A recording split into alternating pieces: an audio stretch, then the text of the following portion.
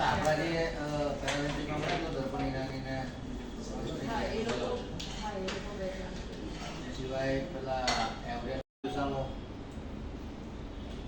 તમારી ઇવેન્ટ ચાલે છે ને બધા જમીનો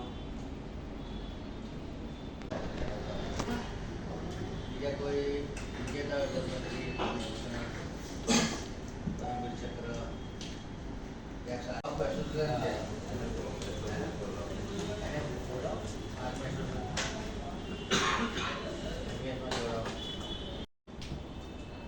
નેહરુ ભવન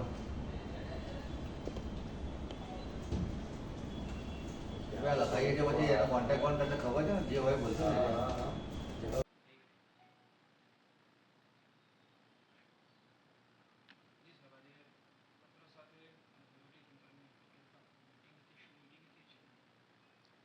આઝાદીના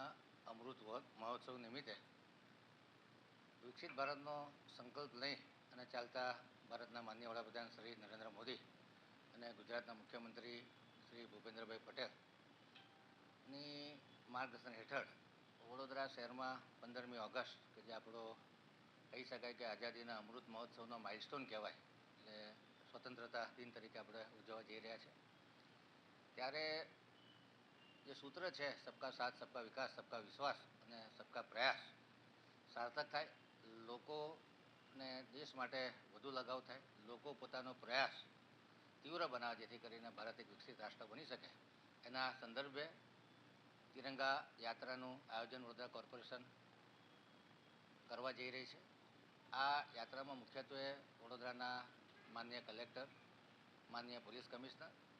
કોર્પોરેશનના પોલીસ કમિશનર અને પદાધિકારીઓના સંયુક્ત પ્રયાસોથી આ યાત્રા ખૂબ સરળ બને અને યાત્રાનો 2 કિલોમીટરનો રૂટ રહેશે 10, 11, 12માંથી એક દિવસ યાત્રા નક્કી કરવામાં આવશે હજુ ડેટ ફાઇનલ નથી થઈ યાત્રામાં લગભગ 25,000 જેટલા નાગરિકો જોડાય એ પ્રમાણેનું આયોજન કર્યું છે યાત્રા ખૂબ આકર્ષક બને યાત્રામાં વિવિધતામાં એકતાના દર્શન થાય યાત્રામાં બધા અલગ અલગ જાતના બેન્ડ હોય ટેબ્લો હોય એ પ્રકારનું સુંદર આયોજન કરવા માટેની આજે મિટિંગ રાખી હતી મિટિંગમાં પોલીસ ડિપાર્ટમેન્ટના અધિકારી શિક્ષણ અધિકારી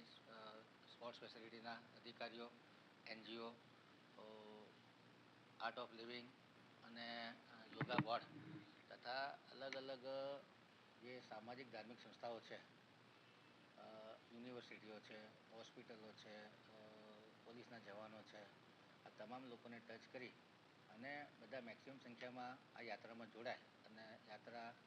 વડોદરા સંસ્કારી નગરીને શોભે તો વડોદરા સંસ્કારી નગરીના લોકો કે જે રીતનું ભારત વિકસિત રાષ્ટ્ર બને એ દિશામાં પ્રયત્નશીલ છે એ પ્રકારની ભવ્ય તિરંગા યાત્રા કાઢવાના આયોજન માટેની આજની બેઠક હતી તમામ લોકો જોડે કેટલી સંખ્યા આવી શકે છે સંખ્યામાં શું આયોજન કરવાનું છે કઈ પ્રકારના ડ્રેસિંગ કરવાના છે કઈ પ્રકારના બેન્ડ લગાડવાના છે કઈ પ્રકારના રસ્તા પર પરફોર્મન્સ કરવાના છે આ માઇનર ડિટેલિંગ માટે આજે મિટિંગ રાખી હતી આજે પ્રથમ મિટિંગ હતી કે જેમાં NGO અને અધિકારીઓ સાથે મિટિંગ રાખી હતી કે જેમાં એ લોકો એમના ફીડબેક આપશે કે ભાઈ આટલી સંખ્યા હશે આ વ્યવસ્થા કરવાની જરૂર છે આટલા વાહનો આપવાની જરૂર છે આ પ્રમાણેની આજની બેઠકનું આયોજન કર્યું હતું આગામી દિવસોમાં હજુ ફર્ધર બેઠકો કરી અને આ તિરંગા યાત્રા ખૂબ ભવ્ય નીકળે તે માટેનું આયોજન